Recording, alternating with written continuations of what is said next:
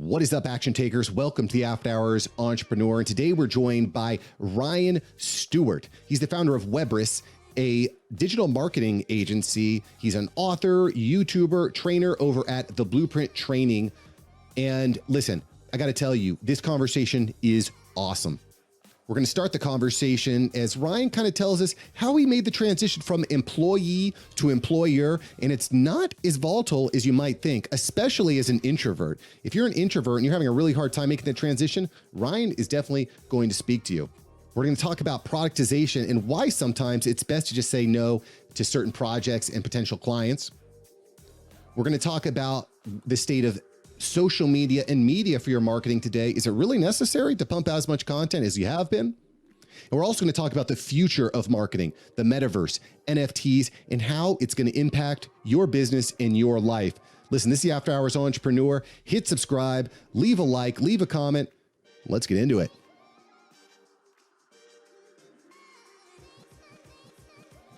Ryan, welcome to the After Hours Entrepreneur. Thanks for having me, Mark.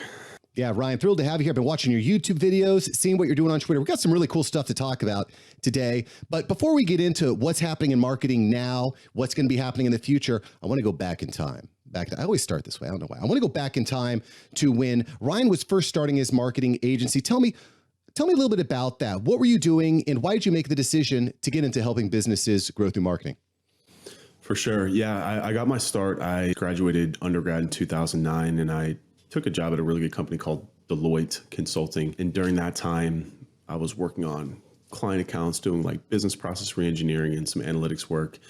And I hated it. I mean, every day I woke up and I saw my life turning from a 22, 23-year-old into a 50-year-old, just chasing the carrot, nonstop. And I've never been an entrepreneurial type. I'm an introvert by nature, painful introvert. I was never the kid selling lemonade. I was actually the kid hiding behind my mom's leg, growing up when you had to go to school. But just being blessed to be born in this time when the internet was really starting to take over. This is back in like 2010. I was just literally sitting down at my desk doing my minimum 30 minutes of work per day and then 7.5 hours of internet surfing. And I stumbled across what was basically the beginning blocks of what digital marketing is today. Back then we used to call it like internet marketing, right? And it was all banner ads and it was like some email, and these different platforms hadn't really fully evolved yet. Facebook was still coming up. This is back, MySpace was still around. Instagram wasn't even really. And I just started immersing myself. And we're actually, because I know we're going to talk about the future of marketing too, but history is repeating itself, in my opinion. I'm seeing a lot of the same trends that I saw back then with digital marketing that we're seeing now with the metaverse and NFTs and crypto and all that stuff. But anyways, I just started immersing myself into becoming obsessed with it. And nights, weekends, any chance that I could, just building my own websites, learning WordPress, and just understanding how the internet worked. And through that process, I learned how to rank websites. I learned how to get traffic. I learned how to monetize them. And I was able to turn that into a marketable skill set, which basically became the foundation of my first marketing agency and consult. Flash forward to now, I ended up selling that agency and started a few more, had a lot of success in this game, because once you understand the process and once you understand how to really help businesses make more money and get attention online, it's a very marketable skill set that, it continues to be in high demand right now. So it really came from just a deep unhappiness with where I was at and not wanting to live my life like that. It's been very good to me over the past 10 years. So. Yeah, and I know specifically for introverts, that's really, really difficult because you got to put yourself out there. But I got to say, a lot of the things that you're telling me here, Ryan, really resonate with me. That feeling of, is this all I'm made for? Showing up from a 9 to 5 with 7 hours of web surfing and distractions, like, does that really drive you?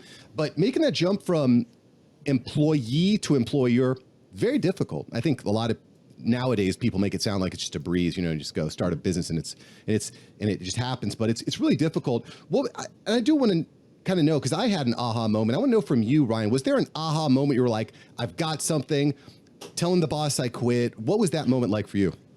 I didn't have an aha moment. Again, I think that every day as an entrepreneur should be a learning experience and a continuous growth experience. So I'm still learning how to be a leader. I'm still learning how to be a boss, especially as we move to a much more remote work environment. I mean, literally the world is changing, work is changing before our eyes. So continuously adapting to this.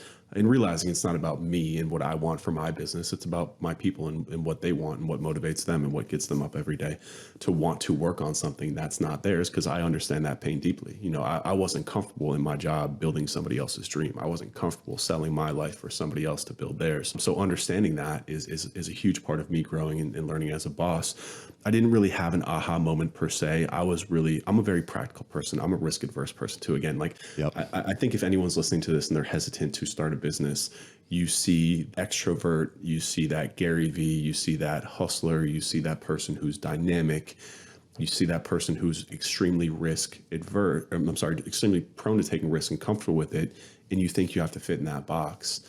And you don't. It's not 1982 anymore. You know what I'm saying? Like the amount of businesses and different things that we can do is immense, and you can really custom fit that business to yourself. So I quit my job when my income made the same income that I was making. I'm the type of person where I was like, I'm not taking a step backwards. I live in Miami. It's expensive. And, I was a 24-year-old, 25-year-old kid, and I was single and wanted to impress people and this and that. I wasn't about to be that guy living in my car, so I think that as an entrepreneur, I think we get imposter syndrome and we hold ourselves back because we're like, oh, I'm not that person. Like, I'm not Gary V. And I didn't live in my car. I didn't have that hustle. You don't have to.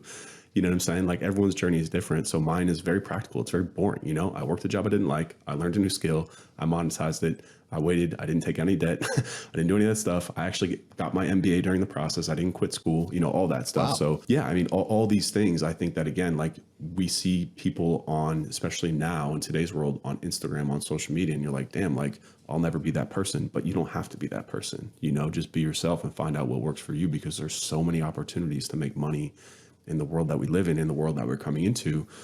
You don't have to define yourself by somebody else's standards. Just do you, So I didn't have that aha.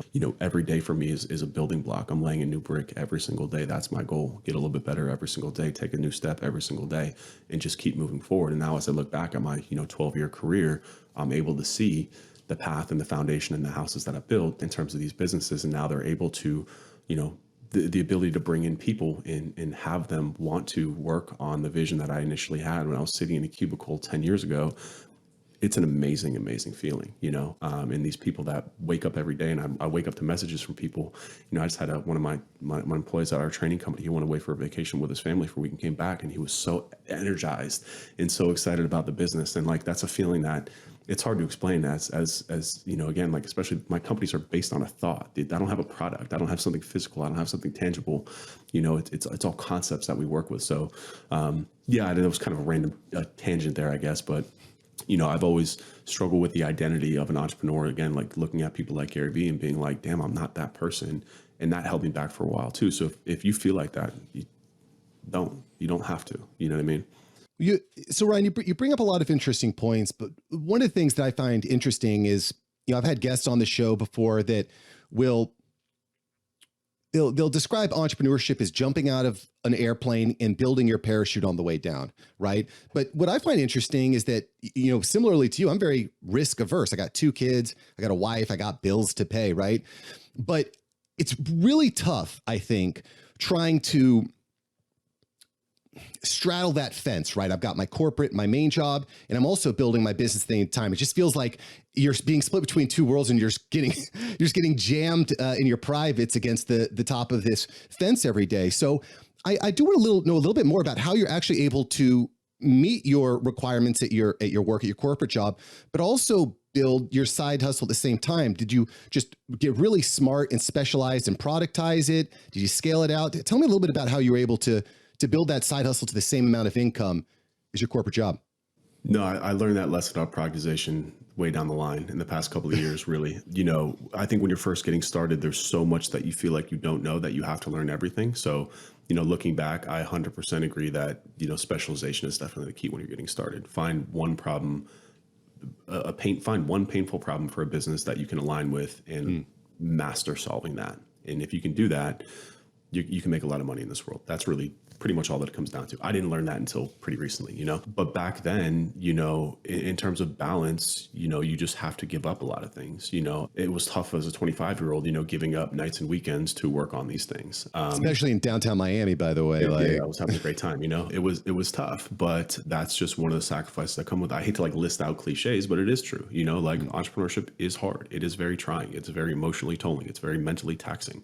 I went through a period for a year and a half where, I'm a big dude. I'm 6'2", 210, but I got up to 230 just because I couldn't find the time to take care of myself, And again, in hindsight, learning from those things, that'll never happen to me again because I prioritize my health, my mental health, my family, my relationships over the businesses now. But it's a period of grind. It's a period of learning. One of the beautiful things about entrepreneurship is that it does force you into uncomfortable places, which forces you to grow and it forces you to learn. I look back on my life, and if I was born 10, 15 years earlier, I would probably still be working in that cubicle and I would be a completely different person. I wouldn't have the same thought process. I wouldn't have the same level of awareness. I wouldn't have the same mental toughness and fortitude that I do now after going through that process. So I think finding that balance is difficult, but it's something that you have to go through. You can sit here and listen to a podcast all day about balancing, but until you go through it and really fail your way through it, you can't really understand it and then make the proper changes in your life. So it's difficult, and it's difficult for a reason because not everyone can go through it. If everyone went through it, then we wouldn't be able to make money doing it, So in terms of balance, I was very fortunate that I was making a good salary at my job. And I also had a very light job. I was able to figure out my job in 30, like I said, work for 30 minutes. Then I was able to spend the other 7.5 hours doing whatever I wanted because I was getting my job done, So I was very fortunate. Like I said, I have a very boring story. I came from nothing, lived in my car. I came from a middle-class family. I went to a good school, played football in college, got a good job, the whole nine. It's very boring. So yeah, everyone has their own journey and you just kind of have to go through it. You have to experience it. And that's part of the process. Part of winning is losing, you got to go through it. So. Well, I definitely, so there's a few points there. One of which is that theory of discipline. And to your point, I think that's why the majority of people never make that leap, because it takes a tremendous amount of discipline, sacrificing today for the gains of tomorrow, and taking those actions time and time again, only to fail. I think it was Kevin Kelly who said, maybe it's Kevin Kelly who said, he who fails the most times wins, right? It's because, you're just going to keep trying and failing along the way. And I think that's a pretty interesting segue, Ryan, into that productization topic, right? Because I think, in my experience, both personally and with watching people, once you really master a particular skill or solution, let's say, then you can find ways to productize it, which allows you to scale basically infinitely, like you're doing with your YouTube channel, for example. But how did that process look like for you, Ryan, as you're building up your marketing agency? How did you actually come to that realization, and how did you actually execute on the productization of your services? Yeah, great question. It actually started out, ironically, I was very fortunate to go work for Deloitte because I learned that the biggest businesses in the world, they run on process. And then you just get people to manage those process, So I was kind of drilled into my head, and I didn't appreciate it back then, but I spent most of my time doing process diagrams, massive business process reengineering diagrams. So I kind of subconsciously learned the importance of process, which you don't understand when you're first getting started because, every day is kind of drink from a fire hose trying to figure it out. But once you understand how to, especially in the agency world or client services or whatever service you do, taking somebody from where they are now to where they want to be should be a repeatable and scalable process. You should be doing the same thing over and over again.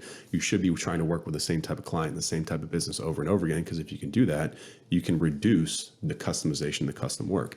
And a lot of people think that reduces the value of what you're doing, but it's the opposite, right? Because you can make the argument, if, for example, if I'm going to hire a personal trainer, would I want to hire somebody who you just walk into the gym and you pay them, $50 and they train everyone? Or do I want to work with somebody who only works with busy entrepreneurs like myself, who understands what I go through, who understands my daily processes, you know what I'm saying? So that level of lack of customization is actually specialization, which has a very high emphasis on value to the consumer and what you can charge. And once you understand that, and once you understand that you don't have to and you shouldn't do custom work unless you're getting paid a massive premium to do so, then it's really just a matter of laying a process to it. And people get confused by what a process is, but a process is simple as a checklist sometimes. What do I have to do to take this person, this client, from where they are, the problem that they're having, to their dream scenario, right? And you just productize that. So it can be complicated for people who, people always say like, oh, I don't think like that, I'm not a process oriented person. Like, well, you should learn to be, just like, I'm not an extroverted person, but I had to learn to be, so I could learn how to make YouTube videos, so I could market my business, so I could learn how to speak on stage, so I could get more customers and build my brand. Like, I think people hide behind these things and use that as an excuse not to do it, when it should be an excuse for you to learn and do it. So if you're not a process oriented person, you should be, because it's going to massively benefit your business. I mean, just being organized is like one of the top 3 things that you should do as an entrepreneur. Whether you're organized or not, you have to figure it out. It's one of these things about growth and learning and failing and all these things. It fits into that. So, the process of productizing is not overly complicated once you master that skill, once you master that ability to solve that problem for somebody. And then it's really just a matter of laying it out and then bringing in other people who can do it for you, which also plays into the fact that you can get lower cost labor, less specialized labor, and raise your margins. Productization is a whole massive topic that I think some of the top service-based businesses in the world have figured out. And that's why also a lot of smaller, especially agencies and consultants, struggle, because, they come in, they get a lead from somebody who wants to promote their podcast, they get a lead from a local business, they get a lead from somewhere else, and they will do whatever they can to service them. They're reducing their value. They're reducing their impact. They're making more work for themselves, and they're running their business in the ground, and also their mental and physical health. They're running into the ground by trying to have to every day wake up and solve a brand new problem. It doesn't have to be that complicated at all, and it shouldn't be. And that's why productization is so impactful and so important, especially for, younger growing agencies, consultancies, anybody in the service businesses, actually. This really hits home for me, Ryan. Because I was listening to Chris Do talk about this just the other day in a Twitter Spaces, just about specializing in one thing. And I got to say, I learned this the hard way this past year, taking on these custom jobs and this custom work. It's so frustrating. And guess what? Very difficult to actually deliver on your promise if you're trying to create all these custom processes and custom solutions for custom problems. But none of those clients that I did that for are with me today. Yeah. None of them with me today, because it's a pain in the butt. However, through that process of trying to solve these custom problems, it helped me at least become more aware or more conscious of the problems that I do solve, and that I can systemize and I can productize. And I think that, to your point, if you're not great at creating systems, if you're not a systemized person, one of the ways you can kind of force yourself to do that is just start trying automations. Try to automate as much of what you're doing as possible, even with programs like Zapier. I use Monday with clients. And the more you automate, the more it forces you to make these systems happen, 100%. Yeah, that's something that really worked for me. I do want to segue just a little bit here, Ryan, because one of the things that I'm very obsessed with, if you would, it's media. It's creating media. I kind of subscribe to the Gary Vee thing. We don't know if we need to get into Gary Vee here about, just create as much content as you can and then 10x that, right? Which, there's different points of view on that. But I definitely believe in creating media for the internet, right? YouTube, podcasting, social media. How important do you think it is that every business has some sort of media presence? On a scale from 1 to 10, how important is that? I mean, for the record, I do really love and respect Gary Vee. I think he can be a lot if you watch him every day, but I think he truly is a savant in terms of understanding what's coming. And he is spot on about content. But I also think that it depends on the stage of the business. It depends who your customer is and where they hang out. I do think that every business at a certain point, different business types have different kind of leverage points, but at every business at a certain point, if you want to be marketing effective, you should be creating some form of content, right? You don't have, I actually don't subscribe to you have to do everything and be everywhere, because I don't think that's the most impactful way. But I mean, it's tough, because as I'm sitting here saying this, one of the businesses that I'm investing in, one of the biggest client that I work with, actually the only consulting client that I work with is a cannabis company. There's actually a bunch of cannabis boxes behind me. And they got to $100 million in revenue without creating anything. They're a true product-led company. Their product was so good. Their branding is so good. They have one Instagram account, no other content. It's CPG, so it's a little bit different too. But, that always comes to mind. And actually working with them and the team, seeing how meticulously focused on details they are and customer experience and just overall experience with the product. And I think that there's different ways to do it. I think content, as we know it, it's almost kind of a dirty word in marketing because, again, people just think Gary Vee and like content. Right. I don't think that's a solution because as humans, we have limited bandwidth. And I don't think that every business should be focused on just that. I think it kind of dilutes you too, right? It dilutes your efforts. It does. And it's just, like we have a limited resource in terms of time and attention. And like, I don't think that you should be like doing TikToks just for content's sake. Yeah. I think that honestly, I think more businesses should focus on their product. I think they should focus more on their customer and creating the best possible experience, because I also think that we're getting to the point in the internet where things are getting saturated. We spend between us and our clients, 6 figures a month on ads. And like, I see diminishing returns. I've seen diminishing returns for years.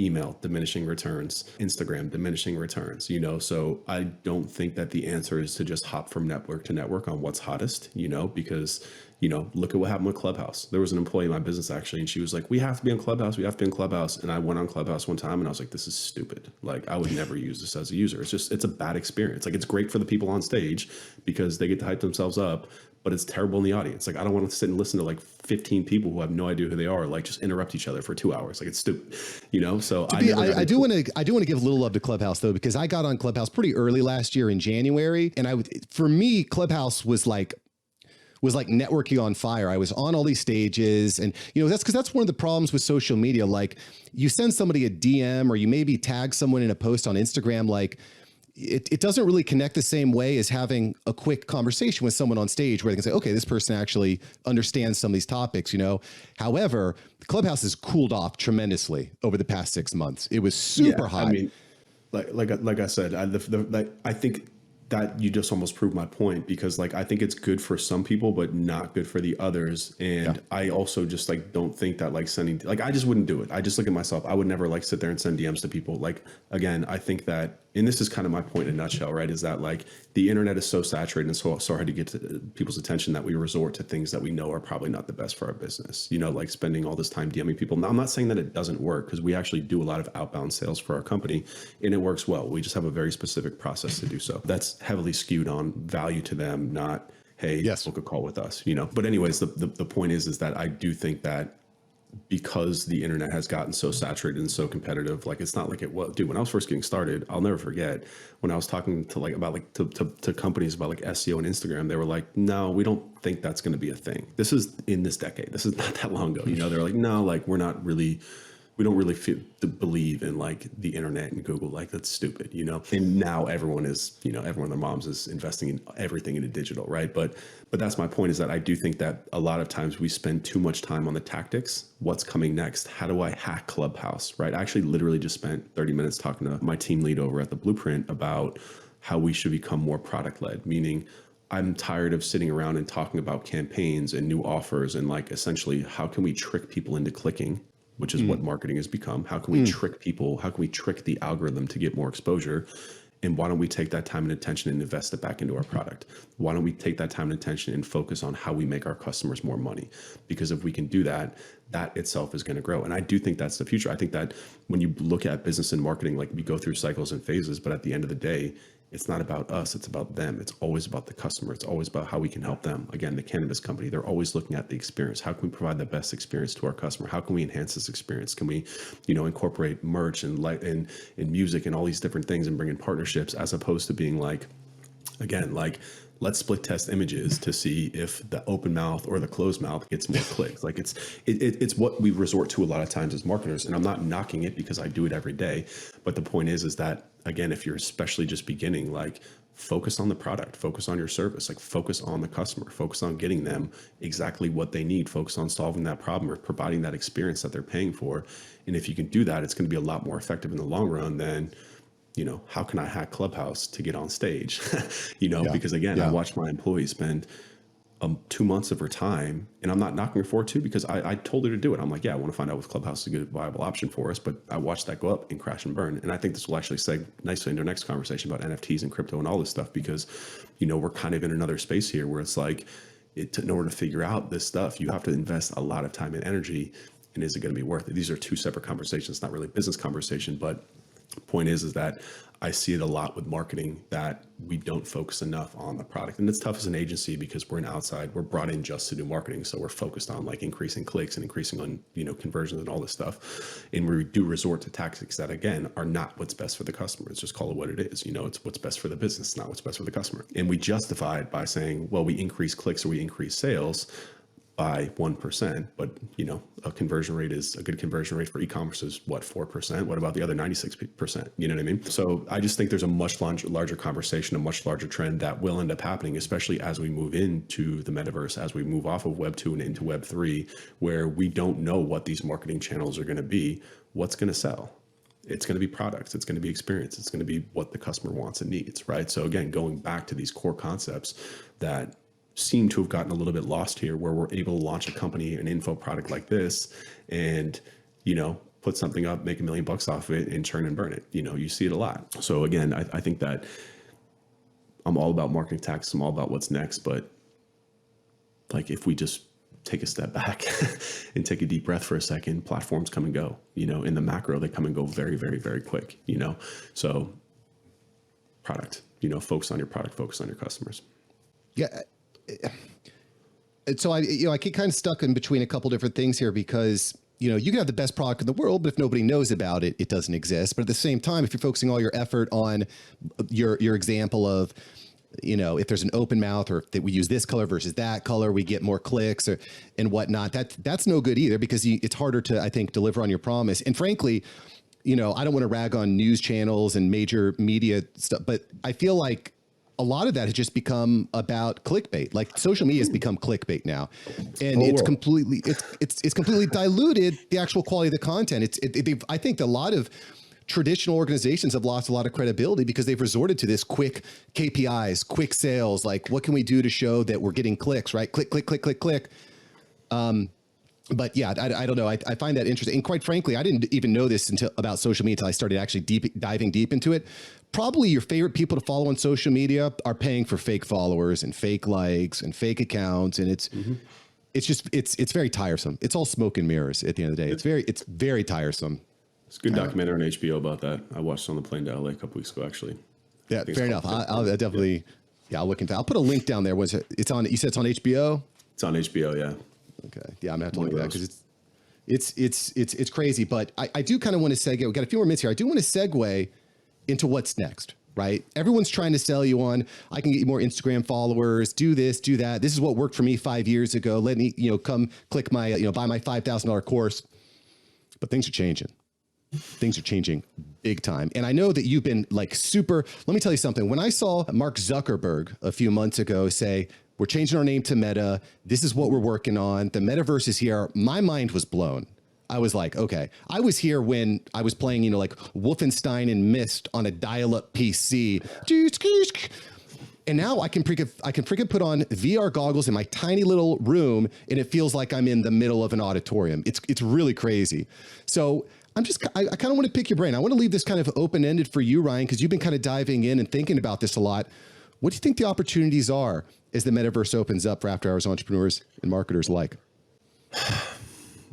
I don't know, I love it. But that's why I'm paying attention, right? So I think where a lot of people get tripped up. Again, actually, one of my employees also booked a time on my calendar this morning just to talk about this. So I'll kind of rehash what we spoke about a little bit, because this is what he said to me. He said, look, a lot of smart people around me are moving into like Web3 companies, DeFi, they're moving into just shifting from like the traditional marketing companies and literally just shifting industries, right? And he's like, I can't help but feel like an old grandpa here, like shaking his fist at like, this is stupid. And he's like, do you really think that we're going to live your life in like VR goggles? And the only thing I could say was like, yes and no, right? Like me personally, I've never been a gamer, it sounds bad. I'm not knocking gamers by any means, right? But like, I grew up in a very active household. I played every single sport. My mom would kick my ass if I was sitting in the house, right? So I got a scholarship, played football in college. I've always been so I kind of miss that gaming portion, but like, that doesn't mean that I don't want to understand it, because it's me as a business owner and a marketer just wanting to understand the why, the human psychology for what, first of all, why would somebody, is this going to happen, and really what's happening right now and what's going to happen. So me personally, no, I'm not going to sit and live in VR for the rest of my life. but I am going to make money off it 100%. So in terms of marketing opportunities, I think that's yet to be seen. And that's what I'm saying. Like I actually, bought Oculus and been playing around with it, and it is amazing. Like the experience is amazing, and it's only the tip of the iceberg for where it will be. Like you literally put it on, you get like tingles. You're like, holy shit. Like, and it's not even photorealistic yet. Right. So like it's going to go to a point where you put it on, you're like, okay, I just entered the Matrix. Exactly. And I also think this is a much larger conversation up for debate. But, when you look around at what's happening now with inflation and just the runaway cost of housing and the lack of people wanting to work because they're like, why would I work? Why am I going to become a slave to make $15 an hour to not even afford anything? Like it's just not worth it. So I do think that the writing is on the wall. And I also think that Americans, especially, we've had it so good in this country for the last 100 years that we take it for granted and we assume that things will rebound. Like I talked to my friend who's pregnant the other day and he's like, housing prices will go down. They have to. I'm like, why?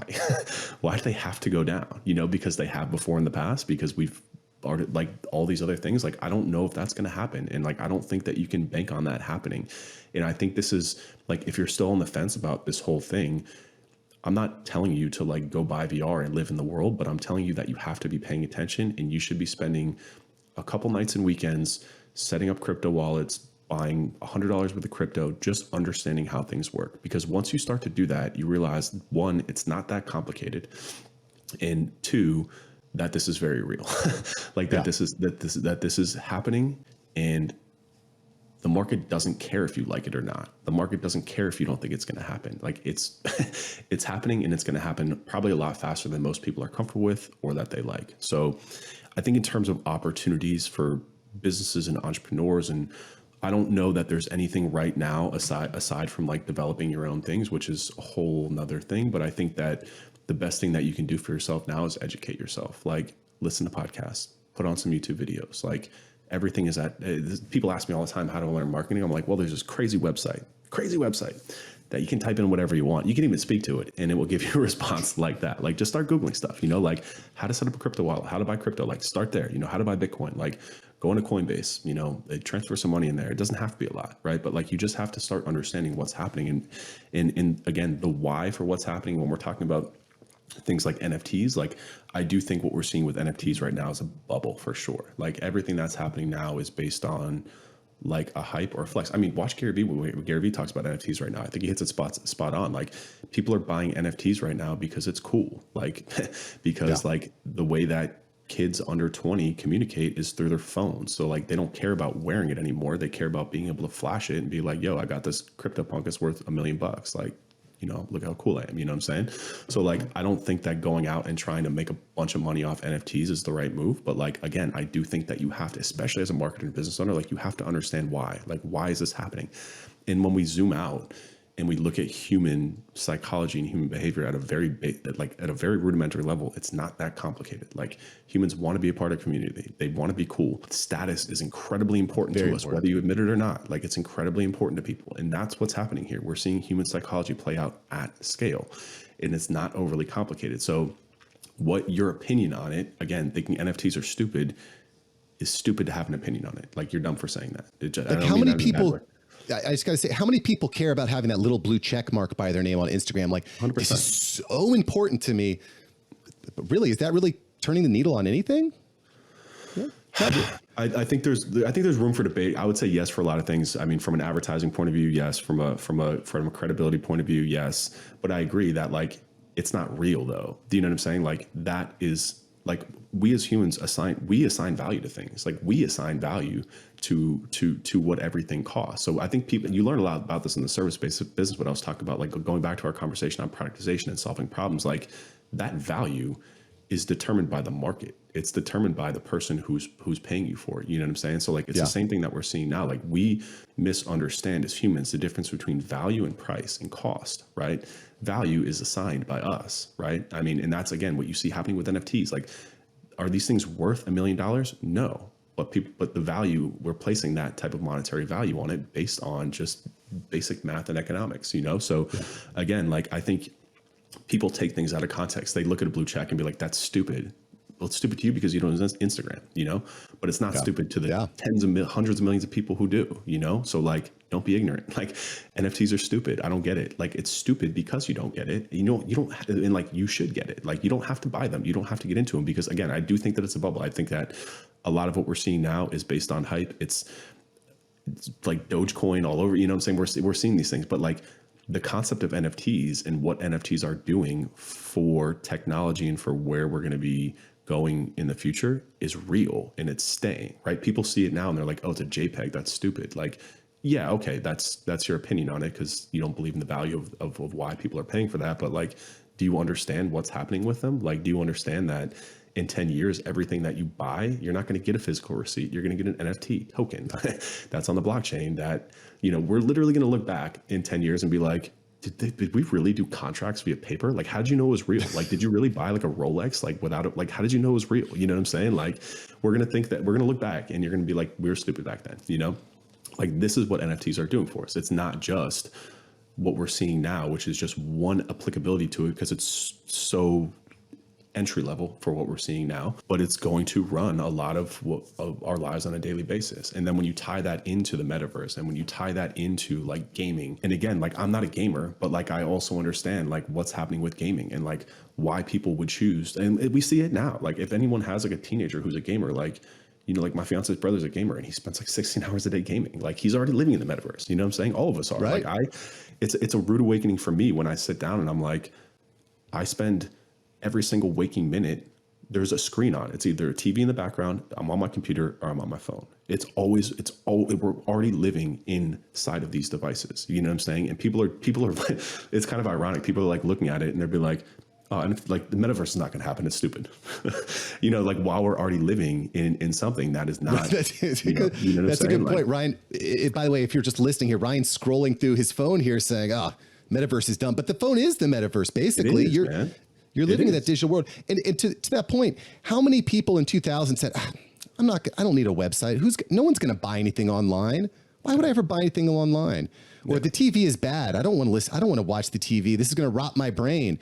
It's just like, and to that point, this is why I'm glad the conversation went here, Ryan, because things change and they can change very quickly. And I feel like so many people are wrapped up in, they're spending, 99% of their time focusing on what's working now.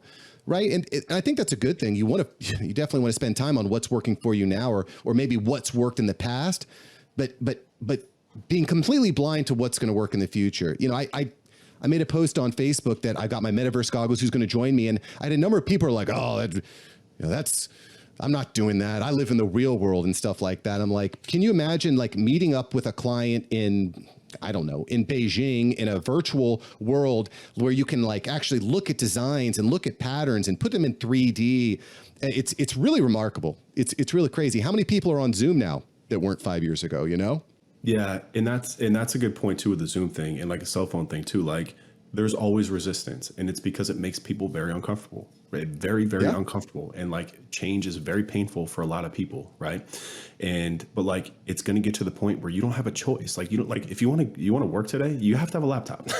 You know what I'm saying? Like, what are you going to be like? Oh, I don't use computers. They're stupid. Like, no, like you have to have one if you want to work here, buddy. I'm sorry. It's going to be the same thing with the metaverse, because again, where things are going, running a company, understanding that margins are getting thinner and thinner and thinner.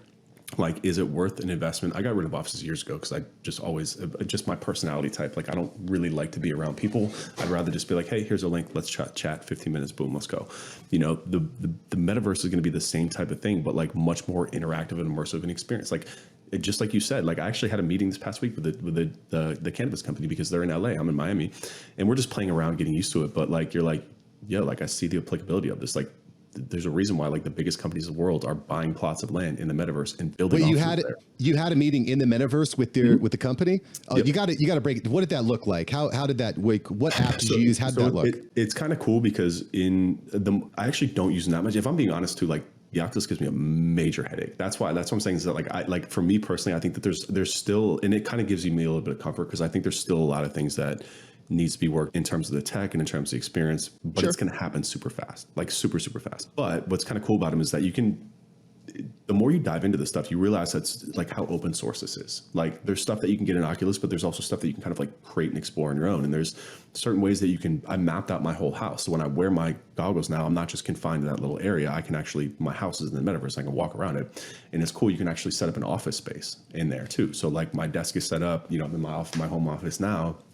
And but I'm in a ski chalet, so it's kind of cool. Yeah. And I'm literally just sitting there, and I'm sitting with another the other people, and like it just the experience on it is so realistic and like comfortable in a sense. And yeah, I mean, we basically just had like a Google Meets meeting in there, but you're sitting with each other and like kind of talking to each other. It's kind of trippy, but like again, where it's going in terms of the immersive and the experience, like having whiteboards up there and like having everything up there, just like it's just going to be so much faster. And that's the thing, is that like I think business is actually going to drive a lot more than some people think, because like it's going to help companies make more money. Like, oh yeah, like just like we're seeing with Zoom and like companies going remote and being like, yeah, I mean, I'm in Miami and I love Miami. I love the people here. So I'm not saying anything bad, but like the talent pool here isn't great. Like there's a reason why I don't have any employees in Miami, and everyone's been virtual for a while, because it's like, why would I pay more? Because the cost of living here is more, when I can get somebody in, I don't know, freaking Idaho who's half the cost and 3 times as qualified. Sure. It's just, it's speed. It's doing business at a higher level. So I think that, again, a lot of people don't fully understand per se the application of it. And that's also why I bought one. I bought it. It's $300. If you have the money to invest in one, just get one, because once you get it, you'll experience it and you'll understand, so instead of sitting there and just talking shit about it and like saying crypto's stupid and it's going to go to zero because you hope that it will, because it makes you uncomfortable, and change makes you uncomfortable, embrace it. You know what I'm saying? Like, this is an opportunity. Stop looking at it like, I feel the same way. Like I said, I live in the real world. I'm an outside person. I grew up playing sports. I don't want this to happen, but it's going to happen. It's going to happen whether you like it or not. And instead of sitting around on my thumb being like, oh, this is stupid. No, I want to make some fucking money out here. You know what I'm saying? I'm seeing this as an opportunity, and you should too. Like, this is, if you've been sitting around like trying to figure it out, like, this is your wake up call, like do it. And if you don't, then you took a risk and it didn't work, and you can go back to your normal life. Like, it's really not that much risk involved here, but I'm telling you right now, it's going to happen. So it's a good use of your time to like, again, start looking into these things. And I'm not telling you to become like an NFT collector, but like, understand it, just put some time into it. I promise you'll understand. Yeah. I got this from Tim Ferriss's book, The 4-Hour Work Week, a few years ago. It's get comfortable with discomfort, and trying new things is exactly that. I do just want to say, New Year's Eve, I had COVID, so I was quarantining, and I was in my room. Everyone else is in their room, and I'm like, this sucks. I'm by myself. It's New Year's Eve. What am I going to do? So I pop on my Oculus goggles and I go to a firework display in the metaverse. And I gotta be honest, it psychologically, almost physiologically, it really feels like you're there with human beings. The emotions that play out are real. I saw a group of people talking over there, and I was kind of like, should I go over and talk, or am I part of that club or whatever? And I had that feeling like, that anxiety that you get when you meet new people or you walk into a group, and then there were weird people doing weird things, and not necessarily bad, but weird, and you felt like you're in a big auditorium. So it's really interesting to see how it plays out. And to that point, if we're spending more time in the metaverse, if we're meeting clients in the metaverse, having that piece of digital art on your digital wall, your digital office space matters. Having that digital flex on your shirt, that's right, on your, on your shirt, or you got those digital shoes or whatever, having that really rare avatar, that's going to matter more and more. So I don't know. I'm very fascinated, really interested to see how this plays out and how we can leverage this to get clients more money. It's the same thing, because like I feel like people to that would be like, oh, it's stupid. Like, what, you're going to buy like an expensive suit in the metaverse? It's like, yeah, it's the same reason why you're not going to walk into a business meeting here wearing a ripped t-shirt. You know what I'm saying? Yep. So I'm saying, when you zoom out, you just realize this is just human psychology playing out at ridiculous scale and ridiculous speed. Like, humans are we're very complex, but we're very simple. Like, we're very, very, very simple. And when you apply this type of technology to human behavior and you zoom out and you look at it, you're like, okay, now I'm dumb not to put my money into this, or like, pay attention to this, because it's going to happen, whether we land, like I said, history repeats itself, and it's happening faster and faster and faster. History used to repeat itself every 10,000 years, 1,000 years. Now it's like every year. It's just like the rate at which we're going is really fast, and it's really scary. Like, I'm scared too. You know what I'm saying? Like, I'm about to have kids. Like, you think I'm excited about raising kids in this world? Like, hell no, I'm not. You know what I'm saying? But like, I'm going to figure it out. You know what I'm saying? So like, I think a lot of people just need to switch their mentality and stop being like sitting there being like, it's not going to happen, this is stupid, is only disservicing you and your family. That's all that's happening. You know, like nobody's listening to you. Like people commented, when I did that video about NFTs, people commented all the time, like, this is stupid. Like, it's not going to happen. And I'm just like that is doing nothing. You're not serving yourself by sitting here and blocking yourself from this. You know, it's just like my comment response, by the way, is I'm like, yeah, my dad says the same thing. That's like the only thing I respond to people on all these things, you know. And again, like, I'm not excited about it. I'm not happy about it. I don't want it to happen, but it's going to happen, you know. And like, you just got to get it, like, just get on the train. You know what I'm saying? Trust me, you still have time too. That's the thing. Like, it's not like, you know, I actually didn't start investing into crypto until about 6 months ago. You know, the whole booms that were happening before, I'm just so busy with work. I treat my investments at the end of the year. Like from December to February is where I start to move my money around. So like all that time when it was happening, like Doge and Bitcoin blowing up, I'm like, I just don't have the time and bandwidth I'm not going to put 100K into this because I haven't researched it yet. So I'm still pretty late to it too. Like I didn't really start looking into this stuff until recently. But again, like now that I have, I don't regret not doing it earlier because I still think that we're early enough and we're still like the very precipice, but like we're getting to the point where we're not going to be at that precipice, like probably in the next year, you know? So like, again, if you're listening to this and you've been hesitant to it, now's your wake up call, honestly. Like take the opportunity that you have before it's too late.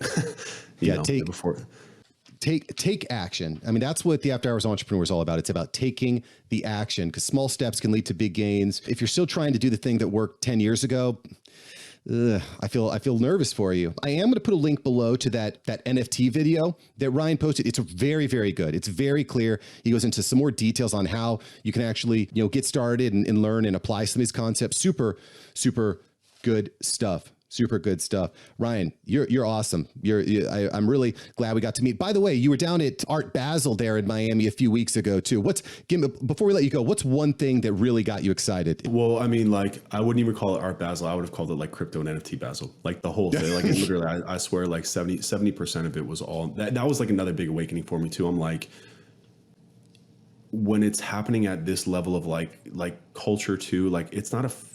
You can just feel it when you experience it. You can just feel it. You're like, okay, this is not a fad. Like this is not like I don't know an example. Like I keep I'm dumping on Clubhouse, but like, you know, I got into Clubhouse and I'm like, okay, I see the applicability of this right now, but like this isn't gonna last. Like the experience just wasn't there. You know what I'm saying? But like, so when you feel these things and you see them happening firsthand, and when you see, you know, it's not even just about like the companies that are investing so much in this, it's about the people adopting it, you know what I'm saying, and like embracing it and like wanting it. And yeah, I mean, that was a month and a half, 2 months ago, Art Basel, and like everything there was like about crypto and NFTs, and like so quickly, because I remember last year like NFTs were like kind of popping up. They were like kind of like, oh, it's a flash in the pan, but like for now this year, like we're talking about like millions and millions of people that come to Miami for Art Basel. And like, you know, my ex-business partner was down here, like some like inner circle stuff for like NFTs and crypto, you know. And that's the other thing for me too, is that like, you know, I'm very fortunate to have a circle of people around me that are very smart, that I trust a lot, that have made a lot of money in this world the right way and understand what's happening at a very macro level.